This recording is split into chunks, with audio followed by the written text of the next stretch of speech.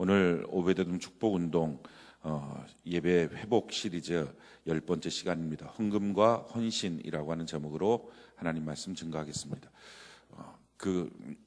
이 독감 걸리신 분들이 많으신 것 같아요. 우리 학생들도 이렇게 많이 걸려 있고, 또 어디는 또 운정 지역인가요? 그쪽은 뭐 휴교 또 했다고 하고, 오늘 성도님들 보니까 막 이렇게 아파하고 콜록콜록 하시는 분들이 많은 것 같아요.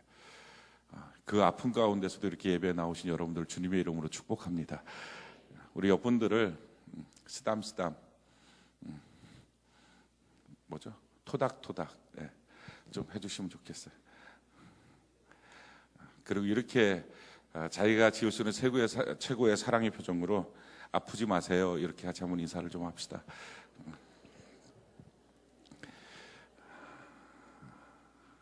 그래요. 아프지 않는 은혜가 있기를 바랍니다. 오늘 예배 가운데 하나님의 치료의 역사가 있기를 바랍니다. 또 한 가지 분명한 사실은 아파도 그냥 예배 드립시다. 그게 우리 스타일 아닙니까? 우리 아파도, 하긴 우리 스타일이 아니라 이게 성경 스타일입니다. 죽으나 사나 우리 주님만을 위롭게 하는 은혜가 있기를 바랍니다.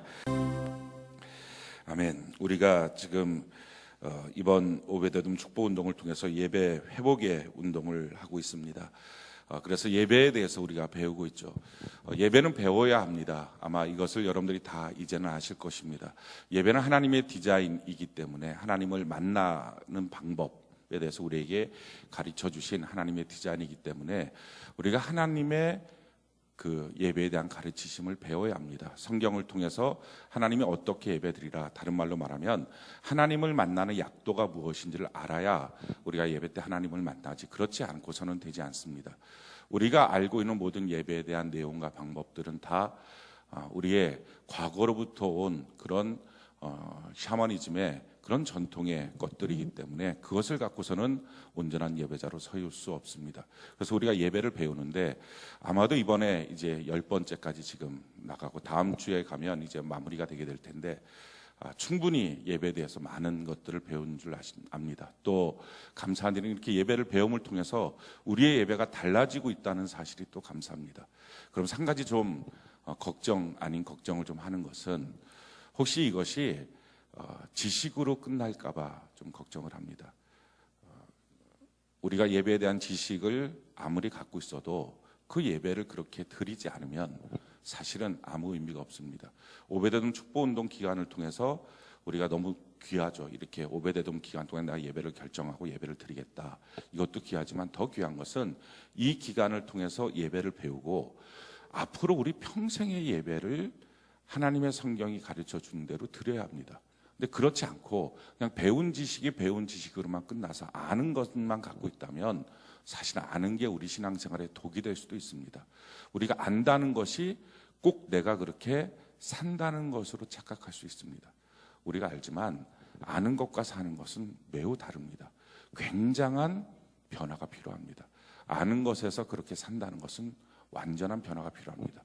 우리가 요한계시록에 보면 아는 것으로 충만했던 교회가 나옵니다. 그게 바로 에베소 교회인데, 요한계시록 2장 1절부터 보면 에베소 교회 사자에게 편지하라. 오른손에 있는 7뼈를 붙잡고 7 금촛대 사이를 거느시는 이가 이르시되, 내가 내 행위와 수고와 내 인내를 알고 또 악한 자들을 용납하지 아니한 것과 자칭 사도라 하되 아닌 자들을 시험하여 그의 거짓된 것을 내가 드러낸 것과 또 내가 참고 내 이름을 위하여 견디고 게으르지 아니한 것을 아노라. 이 에베소 교회는 참 뛰어나고 훌륭한 교회였습니다. 이 교회의 특징은 뭐냐면은 행위, 수고, 인내에 대해서 우리 하나님이 인정해 주시는 겁니다. 그들의 행위가 굉장히 멋있었고요, 또 수고도 있었고 인내도 있었습니다. 뿐만 아니라 악한 자들을 용납하지 않았고요, 자칭 사도라 하되 그 사도라 하는 것이 정말 진실된 것인지 성경적인지를 분별할 수 있는 지식도 있었습니다. 근데 이 에베소 교회의 특징들은, 그러니까 그냥 나 신앙생활 잘해요, 열심히 해요, 그런 것들을 용납하지 않고 정말 성경대로 신앙생활 하는지를 검증해 볼 수 있는 그런 성경적 교회였다 하는 것입니다. 자, 그럼에도 불구하고 이렇게 말씀하시죠. 4절에 보니까, 우리 4절 같이 한번 읽어볼까요? 4절 5절 같이 한번 목소리 시작. 그러나 너를 책망할 것이 있나니 너의 처음 사랑을 버렸느니라. 그러므로 어디서 떨어졌는지를 생각하고 회개하여 처음 행위를 가지라. 만일 그리하지 아니하고 회개하지 아니하면 내게 가서 내 촛대를 그 자리에서 옮기리라. 촛대를 옮기겠다고 하는 것은 하나님의 임재가 사라진다라는 것입니다. 그런데 그 내용이 뭐냐면 이것입니다. 내가 너한테 책망할 게 있는데 처음 사랑을 버렸다. 그러면서 5절에 보니까 너가 처음 행위를 버렸다 하는 것입니다. 그 처음 사랑, 처음 행위, 첫사랑이라는 거죠. 열정이죠.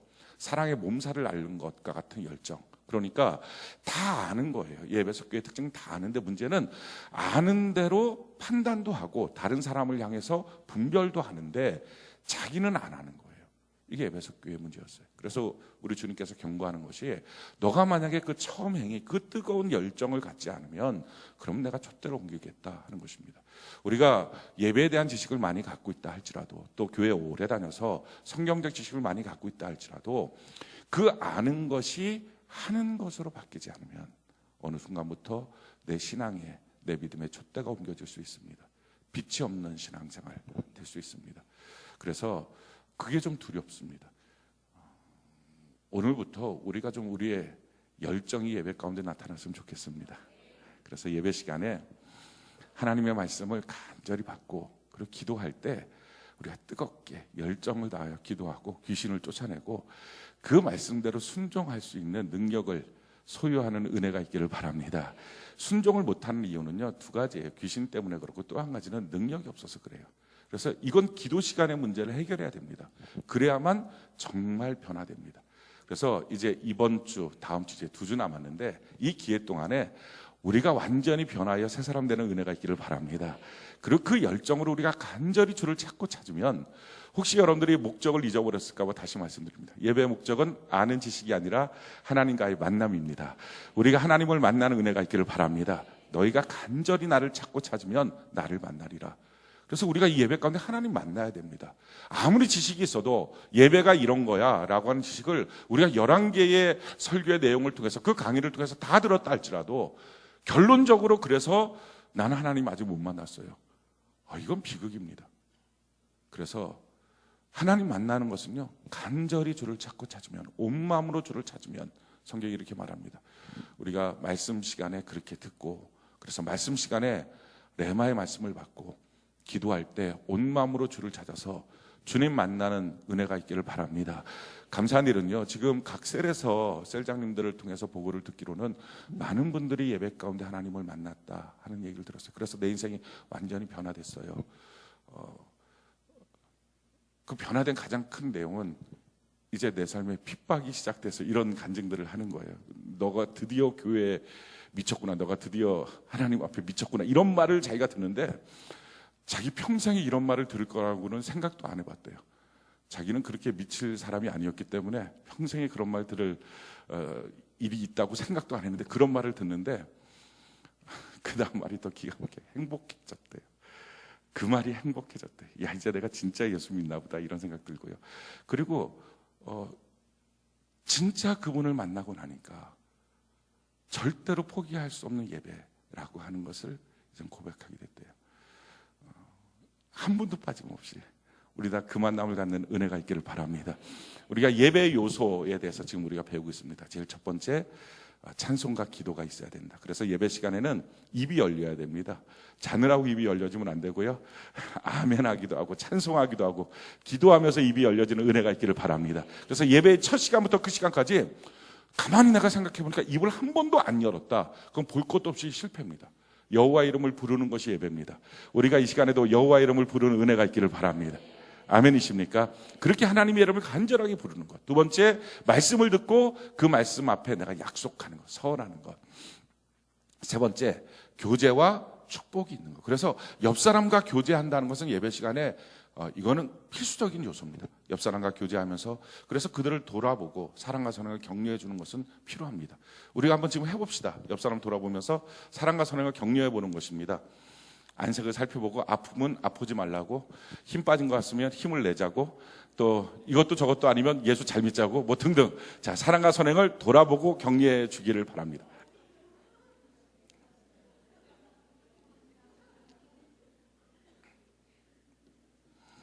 다 격려를 하셨습니까? 예. 이게 예배에 반드시 필요한 요소예요. 근데 이게 오늘날 그 예배 가운데 이게 굉장히 어색한 부분이 돼버렸어요. 성경에는요, 이 정도가 아니에요. 사랑의 입맞춤을 하라 그랬어요. 성경에. 그거 아시나요? 우리 한번 해볼까요, 그거를? 이성간에 절대 말고 동성간에 사랑의 입맞춤을.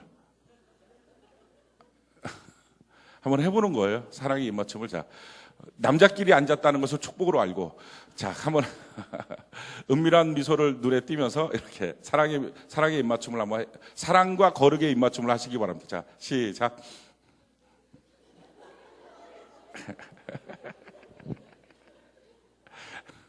이게 예배식 가운데 있었다고요. 그래갖고 초대교회가 사랑과 거룩의 입맞춤을 하고 주의 만찬을 했잖아요. 그래서 로마인들이 초대교회를 처음에 핍박할 때 내용이 뭐였냐면 그들이 음란한 일을 한다라는 것과 또 한 가지가 그게 뭐냐, 먹고 마시니까 그게 뭐냐, 예수의 살과 피입니다. 그래서 이들이 사람 고기를 먹는구나, 이것 때문에 핍박을 했습니다. 근데 그게 예배 가운데 반드시 있었다고요.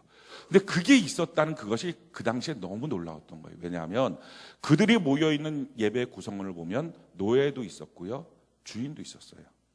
그 당시 노예는요, 물건이에요. 사람이 아니었다고요. 그러니까 그 노예를 보고서 주인이 오늘 이 사람 잡아갖고 연못에다 집어넣어서 뱀장어한테 먹이고 그 사람 고기를 먹은 뱀장어를 갖고서 내게 요리해 다오. 그건 바로 죽는 거예요. 그게 노예예요.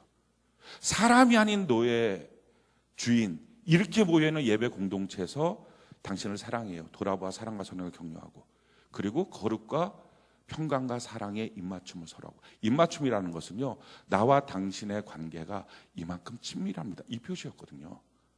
굉장한 사랑의 공동체예요. 우리 교회 공동체가 굉장히 강력한 하나님의 가정의 공동체를 지금 만들어가고 있고, 그걸 지금 느끼고 있어요. 그리고 여러분들이 그것을 누리고 있어요. 그게 참 너무 감사한 일인데, 그러나 성경적으로 놓고 본다면 아직 한참 우리가 형편없는 거예요. 훨씬 더 하나님의 가정으로서의 친밀함이 있어야 됩니다. 그것이 이루어지는 것이 예배예요. 그래서 우리의 예배가 항상 이 교제와 축복이 있는 은혜가 있기를 바랍니다.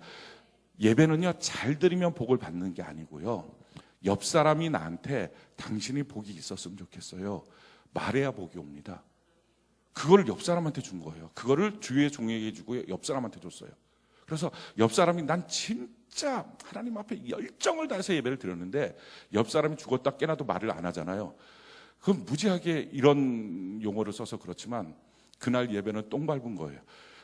그래서 절대로 옆 사람 졸면 안 돼. 이 사람이 얘기하겠습니까? 막 졸다 복 받을 거야, 이런 얘기 안 한단 말이에요. 같이 눈이 똘망똘망하게 예배를 드려야 됩니다. 우리 옆분들에게 그러니까 이렇게 해주라고 하는 게 좋은 목사예요. 옆분들에게 얘기해 주는 거예요. 오늘 당신은 하나님의 복을 받을 것입니다, 이렇게. 이거 얘기 안 하면 평생 가도 못 들을 수도 있어요. 예. 그랬을 때 여러분들의 마음에 뭐가 있어야 됩니까? 진짜 복이 임할 거야. 아멘이십니까? 우리 옆분들에게 다시 한번 인사합시다. 오늘 당신은 하나님을 만날 거예요, 이렇게 한번 인사를 합시다. 자, 그랬을 때 마음속에 뭐가 있어야 된다고요? 진짜 오늘 나 하나님 만나겠다. 그 주권을 누구에게 줬다고요? 옆 사람에게 준 거예요. 옆 사람에게. 그만큼 예배는 공동체로 드려야 능력이 있어요. 예배는 그래서 개인주의가 아니에요. 그러니까 신앙생활은요, 한 번도 개인주의로 성공할 가능성이 없는데 오늘날 이것을 다 개인주의로 만들어버렸어요. 교회라고 하는 것 자체가 하나님의 몸이라고 하는 것으로 설명하고 있는데 이걸 다 개인으로 만들어버려서 능력 없는 예배자를 만든 거예요. 자, 오늘 네 번째 시간입니다. 오늘 시간은요, 헌금과 헌신에 대한 말씀이에요. 이것이 예배의 요소입니다. 오늘 성경 본문이 우리에게 뭐라고 말하고 있죠? 우리 16절, 17절 다시 한번 읽어볼까요? 신명기 16장 16절, 17절 같이 한 목소리 시작. 너희 가운데 모든 남자는 1년에 3번 곧 무교절과 77절과 초막절에 내 하나님 여호와께서 택하신 곳에서 여호와를 배웁되 빈손으로 여호와를 배웁지 말고 각 사람이 내 하나님 여호와께서 주신 주신 복을 따라 그 힘대로 드릴지니라. 그러니까 예배 가운데 꼭 필요한 것은 하나님 앞에 빈손으로 보이지 않고 하나님을 만날 때마다 예물을 드려야 된다, 이 말씀입니다. 그래서 왜 예배 안에 반드시 헌금과 헌신이 있어야 됩니까? 그것이 하나님이 우리에게 명령하시고 요구하시는 것이기 때문이다, 성경이 그렇게 나와 있기 때문이다 하는 것입니다. 자, 그랬을 때 우리의 의문이 한 가지 있는 거예요. 이 헌금에 대한 내용들은 많은 사람들이, 여러분들이 실질적으로 경험을 해봤는지 모르겠지만 시험 드는 내용 중에 한 가지입니다. 그런데 신기한 것은요, 처음 예수 믿는 사람들이 시험 들어요. 근데 부모가 예수님을 잘 믿는 경건한 가정에 속해 있는 사람들은 시험에 한 번도 안 들어요. 왜냐하면 그것이 너무나 당연하고 너무나 합당한 일이라는 것을 어렸을 때부터 알았기 때문에 그래요. 근데 그렇지 않고 중간쯤에 예수를 믿은 사람들은 하나님이 꼭 내 돈을 뜯어가는 것 같아갖고 날강도를 만난 것 같아서 이게 시험이 드는 거예요. 자, 그러면 우리가 한번 생각해 볼 문제가 이거예요. 왜 하나님은 우리에게 헌금을 요구하실까? 왜 하나님은 우리에게 헌금을 요구하실까? 하나님은요, 천지 만물을 지으신 분이에요. 이 땅의 왕이에요. 그리고 금도 은도 하나님의 것이라고 말해요. 하나님은 부유하시대요. 그럼 그 부유하신 분이 뭐가 모자라서 나처럼 가난한 사람의 푼돈을 뜯어가실까? 혹시 그런 거 여러분들 이상하지 않습니까? 그런데 다 성경을 보면 또 내가 너희에게 양을 구했느냐 소를 구했느냐, 천지에 있는 모든 짐승이 다 내 건데 내가 너한테 뭘 구했느냐, 내가 피를 마시더냐, 내가 고기에 살을 먹더냐, 그런 말씀도 있는 거예요.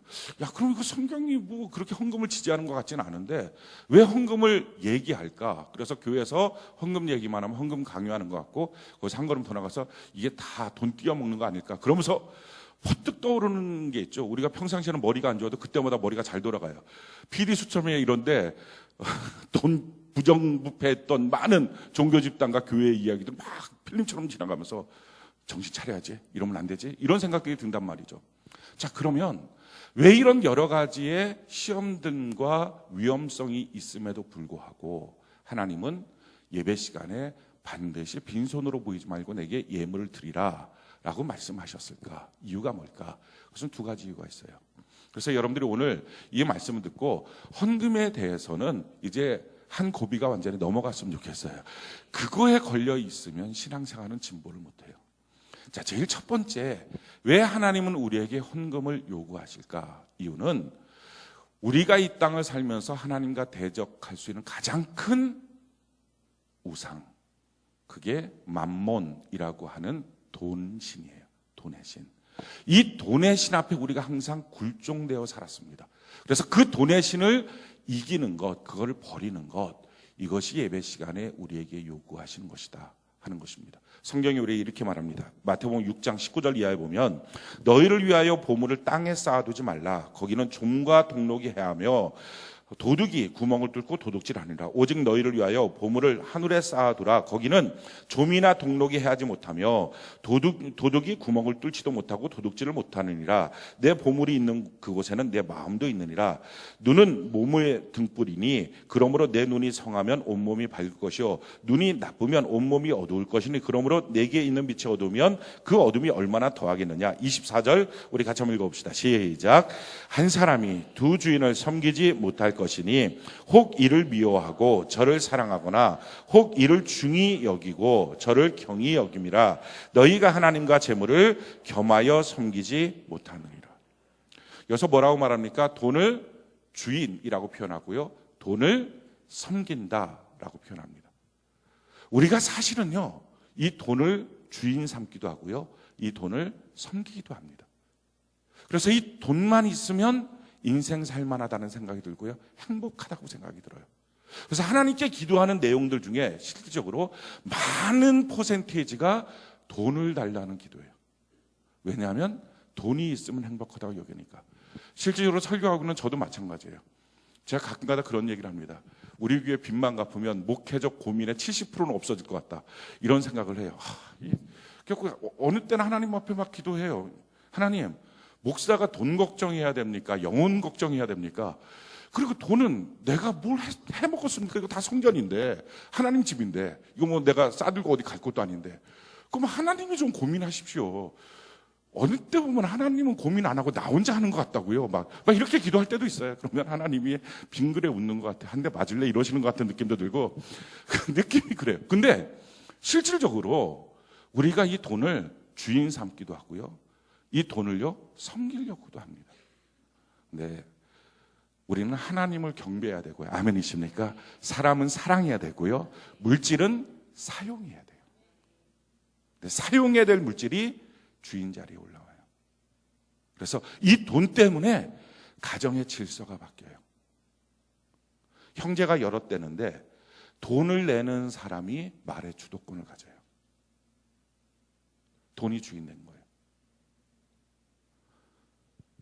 자녀가 여럿 돼도 자기를 부양해 주는 자녀의 말에 부모가 종속되기 시작해요. 돈이 주인 되는 거예요. 그런 분위기에서 무슨 가르침이 되고 그런 분위기에서 무슨 가정의 권세가 세워지겠어요. 근데 오늘날 이것이 교회까지 들어와요. 그래서 헌금을 많이 내는 사람이 장로가 되기도 하고요, 권사가 되기도 해요. 장로나 권사가 될 때 하나님 앞에 헌금을 내는 것을 저는 반대하지는 않습니다. 그런데 장로나 권사가 헌금을 내야만 된다라고 하는 것, 그것은 위험한 발상이라는 생각을 합니다. 그러니까 그만큼 이것이 돈이라고 하는 부분이 많은 부분에 주인이 돼가고 있는 거예요. 그래서 성경은 우리에게 너희가 두 주인 섬길 수 없다. 두 주인을 섬기지 못한다. 사실은 우리가 돈을 섬기기도 하고 돈을 주인 삼기도 합니다. 그래서 예배 시간에 헌금 시간이 있는 걸 통해서 뭘 합니까? 하나님, 나는 돈을 섬기지 않고 하나님을 섬기겠습니다. 이 고백을 하는 거예요. 감리교단을 창설했던 존 웨슬레 목사님이 그런 말씀을 하셨습니다. 온전한 헌금을 기쁘게 하지 않는 사람의 회심은 신뢰할 수 없습니다. 이렇게 말했어요. 맞아요. 아직도 돈에 대해서 묶여 있다면, 아직도 그 돈의 위력 앞에 좀 쩔쩔매고 있다면, 그가 예수님을 나의 인생의 주님으로 고백하고 있는 그 모습은 아직은 신뢰할 수 없다 하는 것입니다. 침례를 주는데, 미국에 있었던 일이라 그러죠. 침례를 주는데, 미국에서는 예배 시간에 침례를 보통 주거든요. 그래서 그날 예수 믿고 구원받은 사람 손 들고 나오라 그래서 그때 침례를 줍니다.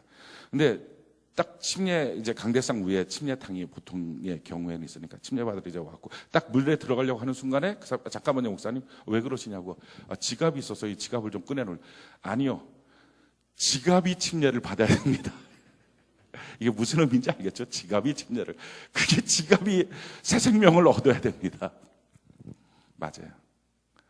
과연 내가 하나님을 나의 인생의 주인으로 모시고 정말 나의 삶의 모든 것을 하나님 것이라고 인정하고 있다면 내게 주어진 물질도 나는 그렇게 고백하고 있느냐? 혹시 그게 아니라 두 주인이 아닌가 하는 거예요. 왜 헌금에 대한 말씀이 나한테 상처가 되고 나로 하여금 신앙을 흔들까? 어쩌면 두 주인이 아닐까 하는 거예요. 성경이 우리에게 이렇게 말합니다. 디모데전서 6장 7절로 11절. 우리가 세상에 아무것도 가지고 온 것이 없음에 또한 아무것도 가지고 가지 못하리니 우리가 먹을 것과 입을 것이 있은즉 족한 줄로 알 것이니라. 부활해야 하는 자는 시험과 올무와 여러 가지 어리석고 해로운 욕심에 떨어지나니 곧 사람으로 파멸과 멸망에 빠지게 하는 것이라. 우리가 너무 교회에서 자기의 영혼보다도 하나님이 주시는 물질의 축복만을 갈망하고 있다면, 그렇다면 시험과 여러 가지 올무에 빠질 수가 있다 하는 것입니다. 그래서 성경이 우리 이렇게 말합니다. 우리 10절 11절 같이 한번 읽어볼까요? 시작. 돈을 사랑함이 일만하게 뿌리가 되나니 이것을 탐하는 자들은 미혹을 받아 믿음에서 떠나 많은 근심으로써 자기를 찔렀도다. 오직 너 하나님의 사람아, 이것들을 피하고 의와 경건과 믿음과 사랑과 인내와 온유를 따르라. 그렇습니다. 오직 하나님의 사람의 특징은 돈을 사랑함을 피하는 것입니다. 돈은 사랑하는 게 아니고 뭐라고요? 사용하는 거예요. 사용하는 거예요. 사람을 사랑해야 되죠. 근데 이게 바뀌어졌어요. 하나님을 경배하고 사람을 사랑하고 돈을 사용해야 됩니다. 근데 하나님을 경배하지 않고 사람이 자기가 자기를 경배해요. 자기가 자기 중심으로 인생을 살아요. 그러니까 이게 역전이 되어버렸어요. 돈을 사랑하고 사람을 사용해요. 그게 오늘날의 문제예요. 그래서 돈을 사랑해서 사람의 가치를 돈의 가치로 평가해요. 걔는 무슨 아파트에 산다니? 아이들 친구를 사귈 때. 우리는 그런 게 별로 없는 것 같아요. 근데 다른 데 신문이나 이런 데 보면 임대 아파트 철조망 쳐놓고 못 건너오게 하고, 어느 아파트에 사는데, 아니 어느 아파트에 사는 게 무슨 큰 문제입니까? 무슨 차를 타고 다닌다니? 연봉은 얼마나 된다니? 그래갖고 심지어 아이들이 묻는다잖아요. 너희 아빠는 연봉이 얼마야? 그걸 애들이 알겠습니까? 엄마 아빠가 얼마나 그걸 물어보면 그게 친구 사귀는데 가장 중요한 조건인 줄 애들이 착각하고 그걸 물어보잖아요. 이게 오늘날 시대입니다. 사람을 사랑하고 돈을 사용해야 되는데 돈을 사랑하고 사람을 사용해요. 그래서 사람을 이용해 먹어요. 회사도 그렇고. 오직 하나님의 사람아, 너희는 이것을 피하고. 우리가 하나님의 사람으로 이 땅을 살아가야 될 이유는요, 이와 같은 세태를 뒤바꿔 놓는 것입니다. 이것이 우리의 삶의 모습이에요. 그래서 하나님 앞에 헌금을 드리게 할 때 성경 그 정신을 이렇게 설명을 하고 있어요. 고린도후서 8장 7절 8절 우리 같이 한번 읽어볼까요? 시작. 오직 너희는 믿음과 말과 지식과 모든 간절함과 우리를 사랑하는 이 모든 일에 풍성한 것 같이 이 은혜도 풍성하게 할지니라. 내가 명령으로 하는 말이 아니요 오직 다른 이들의 간절함을 가지고 너희의 사랑의 진실함을 증명하고자 함이라. 자, 다른 모든 것들과 함께 이 은혜도 풍성하라. 이것이 뭐냐면 앞에서 얘기하고 있는 헌금을 드리는 일이었습니다. 그 헌금을 드리는 은혜도 풍성해라. 이것이 무엇이냐 하면은 너희의 사랑의 진실함을 증명하는 것이다. 이게 헌금의 정신이에요. 왜 우리가 예배 시간에 하나님께 헌금을 해야 됩니까? 내가 정말 돈은 사용하고요, 하나님은 경배합니다 라고 하는 증명이에요. 그래서 아무리 하나님을 향하여 사랑한다고 말해도 자기의 물질에 대해서 벌벌 떨고 있으면 증명되지 않은 신앙입니다. 예배 시간에 헌금이 반드시 있어야 될 이유는 증명이라는 거예요. 자, 두 번째, 예배 시간에 왜 헌금이 있어야 되느냐? 그 이유는요, 예수님의 주권을 인정하기 때문에 그렇습니다. 우리가 예수님께 돌아오기 전에는 내 마음대로 살았어요. 내 마음대로 살다가 이제 내가 예수님이 내 인생의 구세주인 걸 알아요. 그리고 이제는 예수님의 뜻대로 내가 살겠습니다. 그의 주권을 인정해요. 그래서 돌아와요. 자, 돌아오는데 하나님이 진짜 돌아오는 건지에 대한 너의 확인 리스트가 있다는 거예요. 그 리스트가 성경을 보면 세 가지예요. 우리가 정말 하나님께로 돌이켰는지에 대한 리스트. 제일 첫 번째 리스트는요, 우상을 버리는 거였어요. 사무엘상 7장 3절 우리 같이 한번 읽어볼까요? 시작. 사무엘이 이스라엘 온 족속에게 말하여 이르되 만일 너희가 전심으로 여호와께 돌아오려거든 이방신들과 아스다롯을 너희 중에서 제거하고 너희 마음을 여호와께로 향하여 그만 섬기라. 그리하면 너희를 블레 사람의 손에서 건져내시리라. 자, 너희가 하나님께로 돌아오려면 뭐 하라고요? 우상을 버리고 돌아와야 된다. 그게 진짜야 라는 거예요. 따라서 우상도 붙잡고 하나님도 붙잡고 중간에 갈팡질팡 믿지 말라 하는 것입니다. 그건 아직 돌아온 것이 아니다 하는 거예요. 자, 두 번째, 하나님께로 돌아오려면 반드시 무엇라고요? 너의 마음대로 너의 생각대로 신앙생활했던 모든 것들을 청산하고 말씀대로 하겠습니다. 이 고백을 갖고 돌아와야 된다 하는 거예요. 자, 호세아 14장 1절 2절 우리 같이 한번 읽어볼까요? 시작. 이스라엘아, 내 하나님 여호와께로 돌아오라. 내가 불의함으로 말미암아 엎드려졌느니라. 너는 말씀을 가지고 여호와께로 돌아와서 아뢰기를 모든 불의를 제거하시고 선한 발을 받으소서. 우리가 술송아지를 대신하여 입술의 열매를 주께 드리리라. 뭐라고요? 우리가 말씀을 가지고 하나님께로 돌아오겠습니다 라는 거예요. 그래서 신앙생활 하면서 내가 예수님을 믿어요, 예수님 내 인생의 주인이에요 고백하면서 아직도 성경에 대해서 몰라서 모르는 건 모르지만 아는데도 불구하고 성경에 대해서 내가 반감을 갖고 있다면 그의 신앙의 돌아옴은 의심된다 하는 거예요. 말씀대로 하는 것. 내가 내 생각대로 그동안 살았어요. 내 감정대로 살았어요. 사실은 내 생각, 내 감정이 아니라 이 세상 풍조를 따라 살았어요. 내 육체와 내 감정이 원하는 대로 살았어요. 근데 그게 마귀 역사 속에 살았다는 거죠. 에베소서 2장 1절, 2절, 3절에 보면. 그래서 그게 돌아와요. 돌아와서 주님 뜻대로 돌아와요.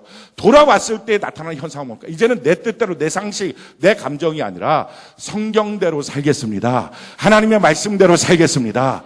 그게 돌아온 거라는 거예요. 그게 신앙생활이에요. 그래서 신앙생활은요, 몰라서 못하는 건 모르지만 성경을 아는데도 갈등할 수 없는 게 신앙생활이에요. 근데 내가 신앙생활을 하면서 성경이 내게 끊임없이 갈등이다, 설교가 내게 끊임없이 갈등이라면 자기의 신앙은 아직 온전히 하나님께로 돌이킨 게 아닐 수 있어요. 자, 세 번째, 우리가 하나님께로 돌아오려면 어떻게 돌아와야 되느냐? 자, 말라기 3장 7절 8절 우리 같이 한번 읽어봅시다. 말라기 3장 7절 8절 같이 한 목소리 시작. 만군의 여호와가 이르노라, 너희 조상들의 날로부터 너희가 나의 규례를 떠나 지키지 아니하였도다. 그런즉 내게로 돌아오라, 그리하면 나도 너희에게로 돌아가리라 하였더니 너희가 이르기를 우리가 어떻게 하여야 돌아가리까 하는도다. 사람이 어찌 하나님의 것을 도둑질하겠느냐? 그러나 너희는 나의 것을 도둑질하고도 말하기를 우리가 어떻게 주의 것을 도둑질하였나이까 하는도다. 이는 곧 11조와 봉헌물. 무슨 말입니까? 11조와 봉헌물, 이걸 통해서 하나님께 온전히 드림으로 하나님께 돌아오는 것이다 라는 거예요. 그게 하나님의 주권을 인정하는 거예요. 우리 신앙생활이 정말 성경이 말하고 있는 회심인지 아닌지를 자기 자신이 점검해 봐야 합니다. 성경이 말하고 있는 회심이어야 진짜 회심일 수 있습니다. 진짜 회심, 우상을 버리고요, 말씀대로 합니다. 그래서 성경을 안 읽을 수가 없어요. 성경을 사랑할 수밖에 없어요. 읽고 듣고 지키려고 애를 써요. 몰라서 못하는 건 모르지만, 또 어떤 때 내가 능력이 없어서 하나님 내가 너무 약해서 못했습니다 하고 하나님께 회개하고 능력을 구할 수는 있겠지만, 아예 성경적 사고방식과 성경적 행위와 내 스스로가 갈등을 느끼고 있다면 그건 이상한 거예요. 또 마찬가지로 온전한 11조와 헌금에 대해서 여전히 나는 예수님을 내 인생의 구세주와 주님으로 믿고 고백함에도 불구하고 갈등하고 있다면 위험한 거예요. 그건 좀 배운 지식일 수 있어요. 하나님을 만난 변화된 삶이 아니고요. 우리 그 아침에 먹는 거 시리얼이라고 하는 거 아시죠? 한두 번쯤은 아마 다 드셨을 텐데, 이 시리얼을 만들었던 사람이 크로웰이라고 하는 사람이에요. 아시나요? 우리가 시리얼을 먹으면서 그걸 만든 사람 누군지도 모르고 우리가 먹죠. 크로웰.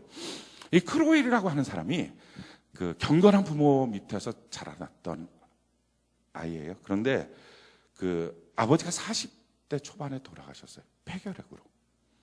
그때 당시만 해도 폐결핵이면 고치지 못하고 이제 돌아가시는 거죠. 그 아이가 어렸을 때였어요. 어렸을 때 폐결핵으로 돌아가셨는데, 이 아이의 마음속에 경건한 부모 밑에 있으면서 예배는 항상 드렸음에도 불구하고 아직 예수님을 온전히 만나지 못한, 변화되지 않았던 크리스찬이었어요. 근데 이 사람이 아버지가 돌아가시는 그 사건을 통해서 아버지가 분명히 천국 가셨을 텐데 나도 천국 가야 되는데, 그때부터 구원에 대한 갈망을 마음속에 품기 시작했어요. 나 정말 구원받아야 되겠다. 내 모습을 봤을 때 나 정말 구원 못 받은 것 같은데 구원받아야겠다. 이 갈망이 있었어요. 그리고 고등학교를 졸업할 때쯤 됐을 때 아버지가 돌아가셨던 폐결핵을 자기도 걸렸어요. 병원에 입원하고 요양하게 됐어요. 그러면서 도대체 내 삶은 뭘까 하는 생각이 들었어요. 그렇게 있는 때에 무디 목사님의 설교를 듣게 됐어요.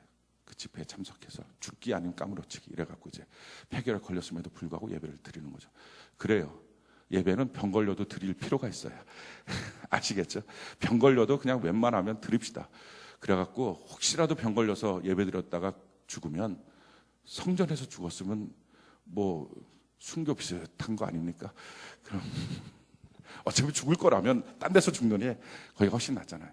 근데 아무튼 거기서 집회 시간에 진짜 하나님을 만났어요. 변화됐어요. 근데 그때 무디 목사님 무슨 설교를 했냐면은, 한 번뿐인 여러분들의 인생을 좀 하나님께 드려야 되지 않겠습니까? 라고 하는 설교였어요. 그러면서 한 번뿐인 여러분들의 인생을 하나님께 드리는데, 당신의 인생을 하나님께 드린다는 첫 번째 스텝으로 온전한 11조 생활부터 시작하십시오. 하나님 앞에 내가 갖고 있는 물질의 주인은 하나님이십니다. 이걸 시인해 보십시오. 라고 하는 권면의 설교였어요. 근데 그 말을 듣고 고등학교 졸업할 때쯤에 폐결핵에 걸려있던 이 크로웰이 그 말에 도전을 받았어요. 그리고 그날 결심했어요. 내가 11조를 평생에 드리겠습니다. 하고 11조를 드리겠다고 하고, 그리고 나서 회사를 운영하면서 그 유명한 시리얼을 만든 거예요. 근데 시리얼을 만들어서 정말 하나님께서 복을 주셨어요. 그래서 나중에 10분지 1을 드렸던 그 사람이 10분지 6, 60%의 11조를 하나님께 드렸어요. 그래도 뭐 워낙에 잘 팔리니까 뭐 너무 풍성한 사람이 되었죠. 근데 그렇게 하고 있다가 어느 날에 이 사람이, 아니야, 11조는 처음 시작인데 왜 나는 이 11조를 드리는 것이 내 신앙의 전부인 것처럼 착각하고 있지? 그래서 생각을 바꾼 거예요. 내 시간에 11조도 드려야 되겠다. 그래서 시카고에 있던 그 사람이, 시카고 지역이 마약과 매춘이 너무 많았던 지역인데 그걸 퇴치하는 운동에 참여했어요. 그래서 내게 주신 시간의 10분지 1은 이 선한 일에 동참하겠습니다 했어요. 그리고 정말 그 일을 열심히 했어요. 그리고 사람들이 그에게 붙여줬던 묘비명이 있어요. 삶의 11조를 드린 사람. 삶의 11조를 드린 사람. 하나님의 주인 되심을 인정하고 하나님 앞에 서 있었어요. 그리고 11조로부터 시작해서 자기의 삶의 11조를 드리기 시작했어요. 내 삶의 주권을 하나님이 갖고 계심을 인정했어요. 그게 하나님 앞에 헌금 드리는 목적이에요. 헌금 시간에 헌금을 얼마를 드렸느냐가 중요한 게 아니라 나의 헌금 드림을 통해서 정말 내 삶의 주인이 하나님이고 그 하나님 앞에 내 삶을 드리겠습니다 라고 하는 고백으로 나아가고 있느냐. 직장 입고 잘 나갈 때 결단했던 게 아니고요, 폐결핵으로 생명이 위험할 때, 아버지가 돌아가셨던 그 병도 낙하가 걸렸을 때, 고등학교를 졸업한 그 시간에 아무것도 없을 때 결단했던 그 결단이 그의 인생을 삶의 11조로 바치는 사람으로 바뀌었어요. 그게 헌금의 능력입니다. 자, 그럼 우리가 어떻게 헌금을 드려야 될까요? 우리 마음대로 드리면 안 되겠죠. 성경이 우리에게 요구하는 대로 헌금을 드려야 되겠죠. 제일 첫 번째, 헌금을 드릴 때는요, 하나님 앞에 힘대로 또는 어떤 때는 힘에 지나도록 드립니다. 고린도서 8장 2절 3절 보니까요, 환난의 많은 시련 가운데서 그들의 넘치는 기쁨과 극심한 가난이 그들의 풍성한 연보를 넘치도록 하게 하였느니라. 내가 증언하노니 그들이 힘대로 할 뿐 아니라 힘에 지나도록 자원하여.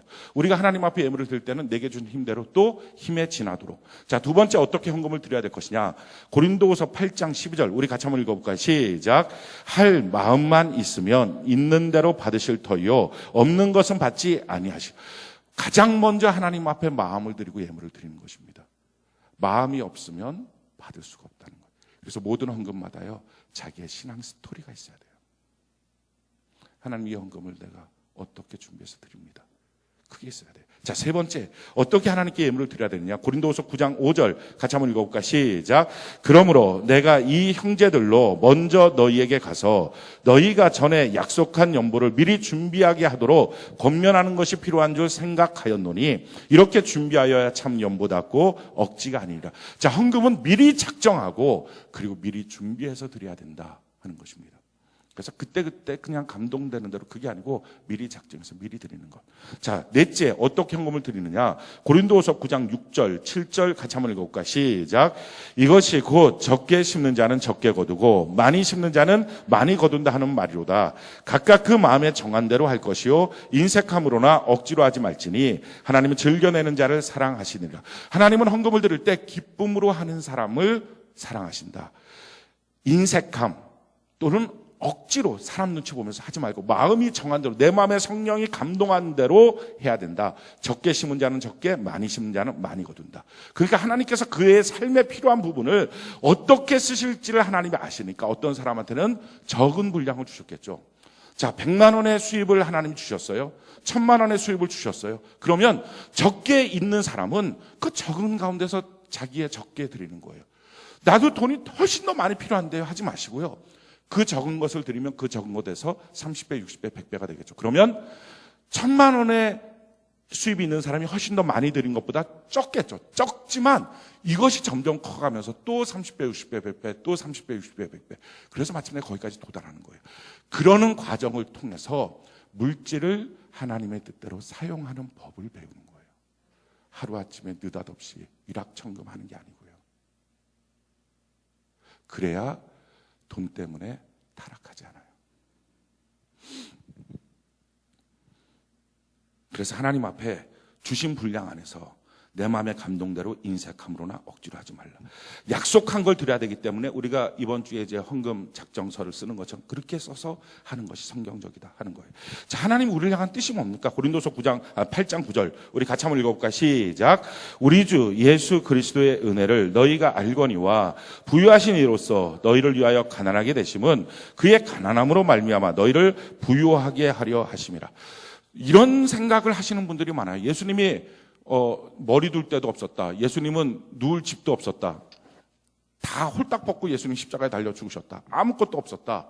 그렇다면 예수님을 따라가는 사람들은 이처럼 청빈하게 가난하게 살아야 된다라고 생각들을 합니다.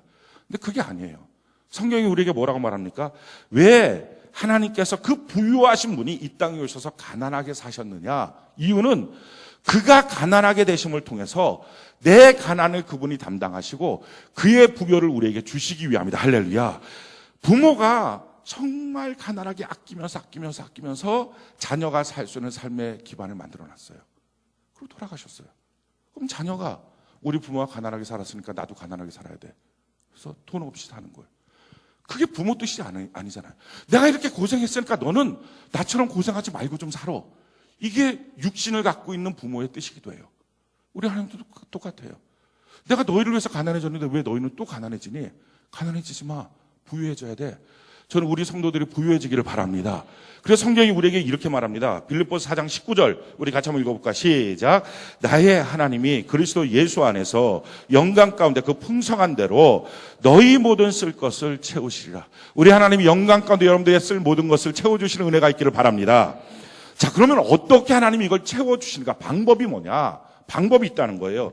고린도서 9장 10절 같이 한번 읽어볼까요? 시작.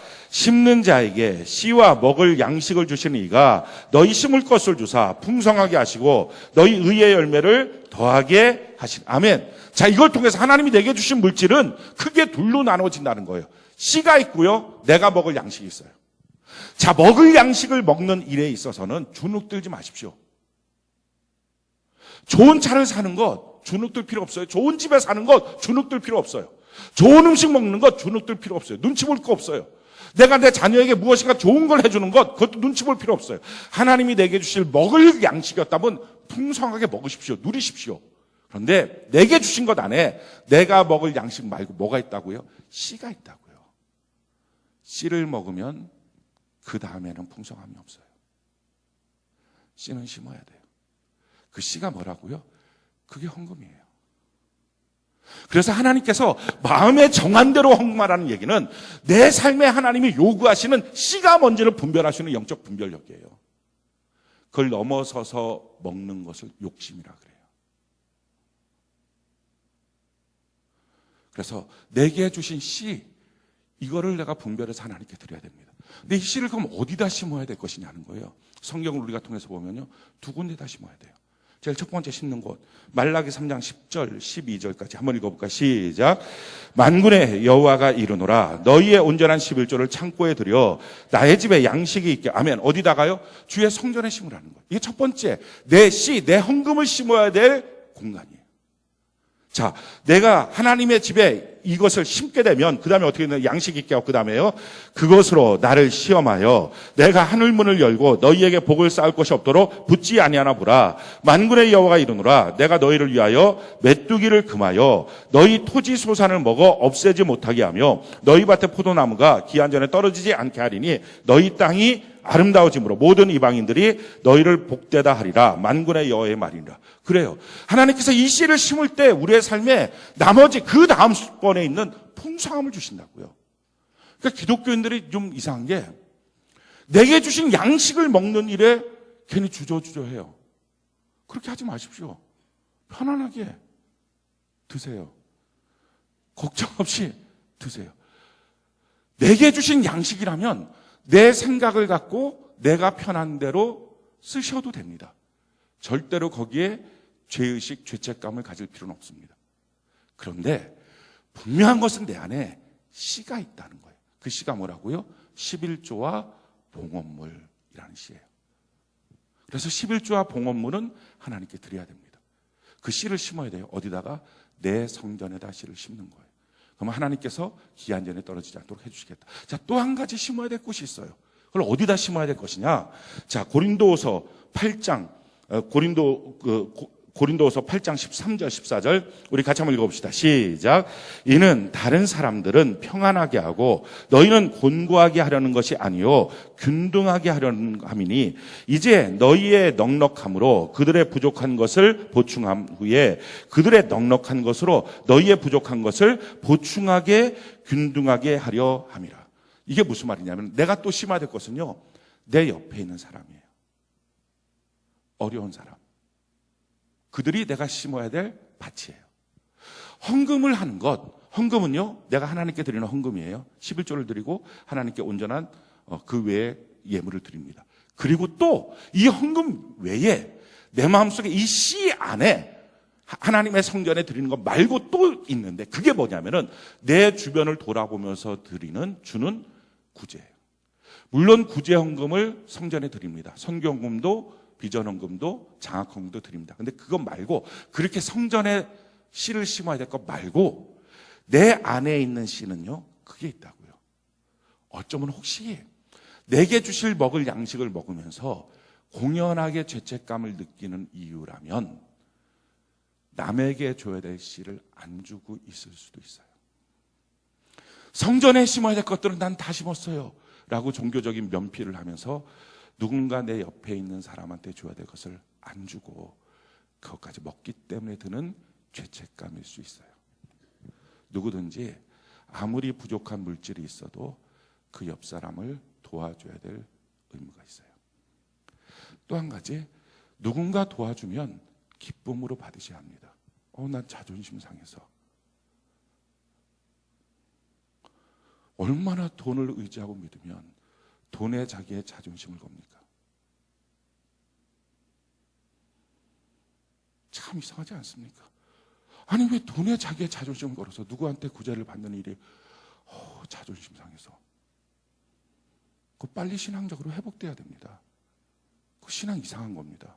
온전하지 않은 겁니다. 줄 때도 편안하게 받을 때도 편안하게.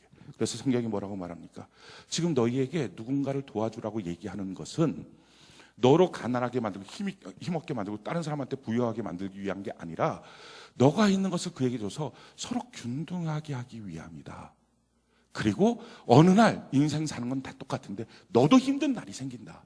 그러면 그가 너를 도와줄 거다. 이게 필요하다는 거예요. 우리가 알잖아요. 지금 우리 전 세계에서 나오는 모든 재화를 갖고서 다 사용하면 이 땅에 이 우주 안에 굶어 죽을 사람 한 명도 없어요. 경제 대국들의 욕심, 심지어는 곡물이 남아도 이것을 바다에다 집어넣든지 아니면 술을 만들어 먹든지 아니면 억지로라도 이번에 보니까 우리나라 그렇게 하더라고요. 곡식 사료로 쌀을 만들어 먹든지. 그리고 북한에 있는 사람들은 굶어 죽는 거예요. 무슨 정치적 이유가 있는지 모르겠어요. 아프리카에 있는 사람은 죽는 거예요. 무슨 이유가 있는지 모르겠지만 하나님의 뜻은 이것입니다. 내가 이 우주 안에 준 물질을 갖고 서로 나누면 누구도 굶어 죽을 사람 없이 나는 퍼주고 있다라는 거예요. 누군가가 우리 주변에 어렵게 살고 있다면 우리의 욕심 때문이에요. 내가 줘야 될 씨를 내가 먹는 양식으로 여기고 먹고 있기 때문이에요. 그래서 성경이 우리에게 이렇게 말합니다. 요한 1서 3장 16절 17절 우리 같이 한번 읽어볼까요? 시작. 그가 우리를 위하여 목숨을 버리셨으니 우리가 이로써 사랑을 알고 우리도 형제들을 위하여 목숨을 버리는 것이 마땅하니라. 누가 이 세상의 재물을 가지고 형제의 궁핍함을 보고도 도와줄 마음을 닫으면 하나님의 사랑이 어찌 그 속에 거하겠느냐. 아니 이 세상에 있다 없어질 재물을 갖고서 정말 믿음의 형제들을 도와줄 마음조차 없다면 그가 말하는 교회됨, 그가 말하는 사랑은 뭐냐는 거예요. 지금 그게 진짜겠냐는 거예요. 우리는 자기 안에다 넣어놓으면요 항상 모자란 것밖에 없어요. 그래서 말씀드립니다. 적당히 먹자고요. 적당히. 잠언 11장 25절 우리 같이 한번 읽어볼까요? 시작. 구제를 좋아하는 자는 풍족하여질 것이요 남을 윤택하게 하는 자는 자기도 윤택하여지리라. 이게 하나님의 방법 아닙니까? 누군가 구제하고 섬기는, 쉽게 말하면 자기에게 주어진 씨앗, 하나님의 성전에 심어야 될 것, 이웃에게 심어야 될 것을 정확하게 심는 그 사람에게 나머지 모든 것도 하나님이 아낌없이 주지 않겠습니까? 그래서 하나님의 뜻은 어디에 있습니까? 고린도후서 9장 8절 같이 읽어봅시다. 시작. 하나님이 능히 모든 은혜를 너희에게 넘치게 하시나니 이는 너희로 모든 일에 항상 모든 것이 넉넉하여 모든 착한 일을 넘치게 하게 하려 하시. 모든 착한 일을 넘치게 하는 것. 자, 잠언 3장 9절로 10절 우리 같이 한번 읽어봅시다. 시작. 내 재물과 내 소산물의 처음 익은 열매로 여호와를 공경하라. 그리하면 내 창고가 가득히 차고 내 포도즙 틀에 새 포도즙이 넘치리라. 그렇습니다. 우리가 셀 헌금합니다. 셀 헌금의 사용 방법은 두 가지입니다. 한 가지는 자기 셀 안에서 어려운 사람 돕는 겁니다. 십시일반이라고요. 우리가 조금씩만 모아도 한 분의 조금 어려운 삶을 조금은 도와줄 수 있어요. 두 번째는 전도하는 데 쓰는 것입니다. 믿지 않는 사람들을 전도하는 데. 그게 셀 헌금의 목적 이유예요. 그 외에도 우리에게 주신 씨앗들 우리가 막 먹지 말고 심어주는 것. 성전에 심을 것 심고 이웃에 심을 것 심고. 이렇게 하지 마십시오. 11조를 갖고 이쪽 저쪽 누나 먹기 후라이 점점 이런 거 하지 마십시오. 내가 11조가 있는데 11조를 다 드리긴 좀 아깝고, 그러니까 11조 중에 일부를 떼서 이 사람 구제도 하고 저 사람 선교도 하고 이 사람 장학금도 주고. 성경은 말해 이 11조가 하나님의 것이라고. 그러니까 남의 돈 갖고 자기가 생색내지 말고 그냥 11조를 드리고, 하나님께 내가 작정한 서원의 헌금, 하나님께 드려야 될 감동을 주신 감사의 예물, 이건 성전에 심고, 그리고 내 삶에도 충분히 그래도 다른 사람한테, 내 이웃에게 줄 수 있는, 가까운 사람에게 줄 수 있는 구제의 씨가 있다고요. 장학의 씨가 있다고요. 그걸 심는 것, 그것이 필요합니다. 또 선교하는데 먼 나라에 대한 씨앗들이 있다고요. 그걸 심는 것이 필요합니다. 그럴 때 우리의 삶에 풍성함을 주십니다. 사랑하는 성도 여러분, 헌금하는 이유, 목적. 이제 우리 평생에 이 헌금의 문제 때문에 흔들리지 맙시다. 헌금은요, 예수님의 주권을 인정하는 거예요. 아멘이십니까? 그래서 온전한 헌금을 통해서 마침내 우리의 삶을 하나님께 드리는, 우리가 예배자가 되는 은혜가 있기를 바랍니다. 우리 헌금은요, 돈신, 맘몬이라고 하는 돈의 신을 이제는 던지고 내가 하나님을 섬기겠습니다. 이런 신앙의 증명이에요. 우리가 온전한 증명을 하는 은혜가 있기를 예수님 이름으로 축원합니다.